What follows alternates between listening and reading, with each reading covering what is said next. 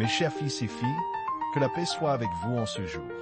Je vous reçois dans le secret de mon cœur, un lieu de prière et de réflexion où nos âmes peuvent se rencontrer. Avant que nous ne plongions ensemble dans cette méditation profonde, je vous demande humblement de bien vouloir cliquer sur le bouton j'aime et de vous abonner à cette chaîne. C'est ainsi, mes enfants, que nous pourrons continuer ce chemin de lumière, portant la parole de Dieu et l'espérance à ceux qui la cherchent, et je vous en serai éternellement reconnaissant. En cette ère que l'on nomme moderne, le monde résonne d'une cacophonie assourdissante, n'est-ce pas, mes enfants? Tant de voix s'élèvent, tant de philosophies s'offrent, tant de vérités autoproclamées cherchent à capter votre attention. Il n'a jamais été aussi urgent, aussi vital, pour votre âme, de développer un discernement spirituel aiguisé. C'est une lumière intérieure, une boussole divine qui nous permet de distinguer l'or pur de l'alliage trompeur, la parole de Dieu des murmures du monde. L'Écriture sainte nous met en garde, mes enfants. Elle nous parle de faux prophètes, de loups déguisés en brebis, qui viennent à vous avec des paroles douces et des promesses séduisantes, mais dont les intentions sont sombres. Comment les reconnaître, demandez-vous, non pas à leur apparence, non pas à l'éclat de leur discours, mais par leurs fruits, par les œuvres qui émanent de leur cœur. Regardez attentivement, mes enfants, quels sont les fruits de leur enseignement?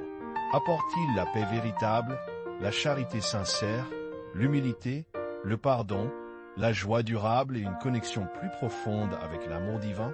Ou bien génèrent-ils la division, l'orgueil, l'amertume, la peur et un éloignement du cœur de Dieu? Le discernement n'est pas une simple intelligence humaine, mes chers.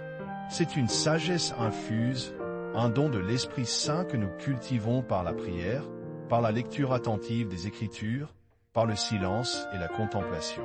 Dans cette mer d'informations où chaque vague apporte son lot de nouvelles idées, il est si facile de se perdre, de laisser sa foi s'affaiblir, voire de la voir détruite par des doctrines fallacieuses qui promettent un chemin facile ou une connaissance exclusive. Soyez vigilants, mes enfants. Ne laissez pas les sirènes du monde vous détourner de la source unique de toute vérité. Mes enfants, au milieu de cette réflexion, mon cœur se tourne vers notre mission. Ce chemin que nous parcourons ensemble, cette lumière que nous tentons d'apporter aux âmes égarées, dépend aussi de votre générosité. Si ce message touche votre cœur, si vous sentez l'appel à soutenir cette œuvre d'amour, je vous invite, avec toute la tendresse d'un père, à cliquer sur le bouton de donation, ce que l'on nomme un super merci qui apparaît sous cette vidéo. Chaque geste, même le plus petit, est une prière concrète, une aide précieuse pour que cette lumière ne s'éteigne jamais et atteigne ceux qui ont perdu l'espoir, partout dans le monde. Votre contribution volontaire d'amour est une bénédiction, et je vous remercie du fond de mon âme. Continuons, mes enfants, sur le chemin de la sagesse. Le vrai discernement, c'est aussi savoir écouter cette petite voix intérieure, celle de votre conscience éclairée par l'Esprit Saint. C'est elle qui vous murmure la vérité, qui vous met en garde contre ce qui n'est pas conforme à l'amour et à la justice de Dieu.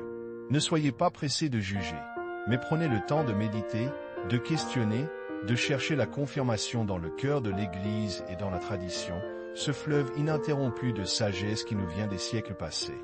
Souvenez-vous, les fruits de l'Esprit sont l'amour, la joie, la paix, la patience, la bonté, la bienveillance, la fidélité, la douceur et la maîtrise de soi.